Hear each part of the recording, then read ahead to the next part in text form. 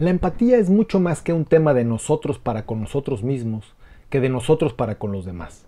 Reconocer el sufrimiento y la vulnerabilidad de alguien que desprecio y actuar para con él dentro de mis parámetros de generosidad y justicia no es un mero acto de amabilidad gratuito, sino una manifestación de coraje y valentía, de aceptación y humanidad que nos coloca en un nivel muy distinto del que solo aprecia y aprueba lo que lo conmueve de forma natural y cómoda.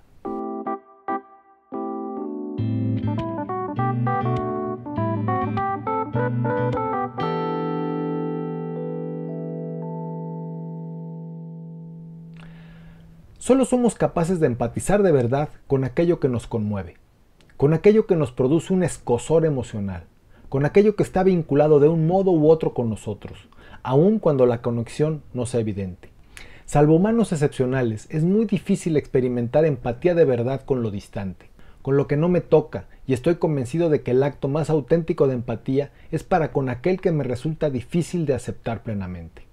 Alguna vez Rousseau escribió que la compasión y la crueldad dependen de la facultad que tiene un individuo de imaginar el efecto de su actitud sobre otro.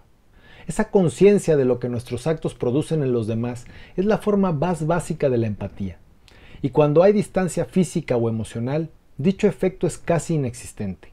Tratar como un igual a alguien a quien yo veía como un igual desde antes no es realmente empatía, pero concederle a ese otro la condición de igual e involucrarme emocionalmente con él cuando me conflictúa su cercanía, cuando se trata de reconocer una victoria o un acierto en un adversario político, cuando debo sobreponerme a los residuos de la homofobia que aún me rascan las entrañas para apoyar los derechos de los homosexuales cuando estos sean atacados, cuando a pesar de mis prejuicios se apoya la promoción de una mujer a un puesto de mayor jerarquía que el propio, reconociendo su valía, ahí se manifiesta de verdad la empatía genuina.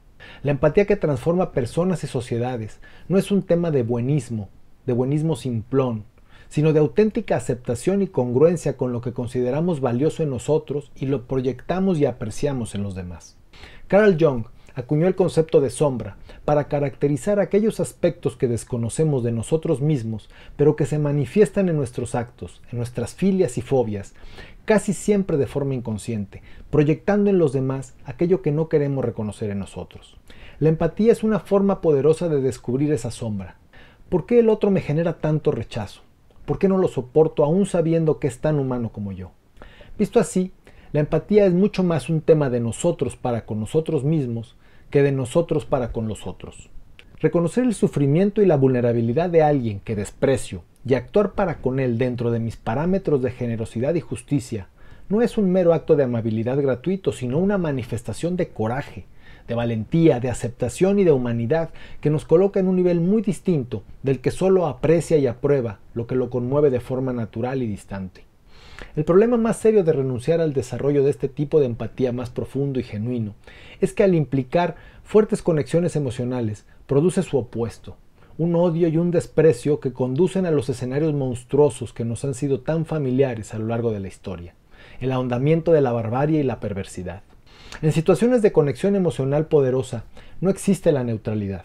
Mientras la empatía consciente, que transmuta el odio en compasión, produce solidaridad y tolerancia entre dispares, la ausencia de ella conduce a la crueldad y al encono. La empatía no es innata, ni se trata de un sentimiento que se tiene o no se tiene, sino que es una cualidad que se desarrolla gradualmente en función de nuestra conciencia y nuestro compromiso con el otro y el entorno que nos rodea. En ciertos casos, la identificación exclusiva con un grupo, un prejuicio, un modo de ser o una ideología produce terror hacia cualquiera que la ponga en duda. Quien se identifica en exclusiva con una idea o con una cosmovisión no puede permitirse que una mirada distinta le quite estructura a lo único en el mundo que supone aceptable. Lo mismo ocurre con aquel cuya autoafirmación patológica le impide validar los modos de ser y de pensar distintos al propio. Tanto la pertenencia ciega y recalcitrante como el individualismo exacerbado son obstáculos para que la empatía real se manifieste.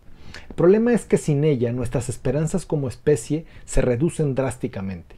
Es demasiado lo que nuestro desarrollo presente y futuro depende de la empatía. Si algo debemos aprender de la pandemia por COVID-19 es que de los grandes problemas de la humanidad o salimos todos o no sale nadie.